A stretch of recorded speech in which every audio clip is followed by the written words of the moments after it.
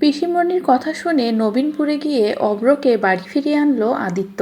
হ্যাঁ বন্ধুরা, অনুরাগের ছোঁয়ার আগামীতে আমরা এমনটাই দেখতে চলেছি। অব্রকে হারিয়ে চৌধুরী পরিবারের সকলে পুরো ভেঙে পড়েছে।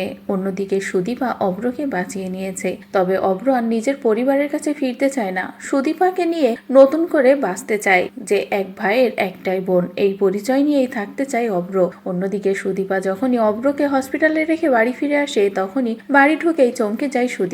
যখনই দেখে যে অব্ররই শ্রাদ্ধ হচ্ছে, যেটা দেখে মানতে পারে না সুদীপা। এদিকে পরিবারের সকলে তো সুদীপাকে দেখে কষ্ট পায়। অন্যদিকে বড় মা সুদীপাকে বাড়ি থেকে বার করে দেয়। পিসিমণি চোখের সামনে এমন ঘটনা দেখে পিসিমণিও চমকে যায়। পিসিমণি বলে, অনেক হয়েছে, দিদিমণির সংসার বাঁচাতে আমার তো সত্যটা বলতেই হবে, কিন্তু আমি কাকে বলবো? কোনো কিছু ভেবে না পেয়ে পিসিমণি আদিত্যকেই সবটা খুলে বলে যে তোমার দাদা বেঁচে আছে, দিদিমণি নিজেই চিকিৎসা করে রক্ত দিয়ে তাকে বাঁচিয়েছে। তোমার দাদা এখন নবীনপুরে স্বাস্থ্যকেন্দ্রে ভর্তি আছে। যে কথা শুনে আদিত্য দেরি না করে ছুটে যায় অব্রর কাছে। সেখানে গিয়ে নিজের দাদার কাছে ক্ষমা চায়, এমনকি সবটা খুলে বলে। এমনকি এটাও বলে সুদীপা অন্য কেউ নয়, আদিত্যরই স্ত্রী। যে কথা শুনে তো অব্র চমকে যায়। এরপরে আদিত্য এটাও বলে যে তুমি যদি বাড়ি না ফেরো, তাহলে সুদীপাকে ওই বাড়ি থেকে বার করে দেবে, বড়মা বলেছে।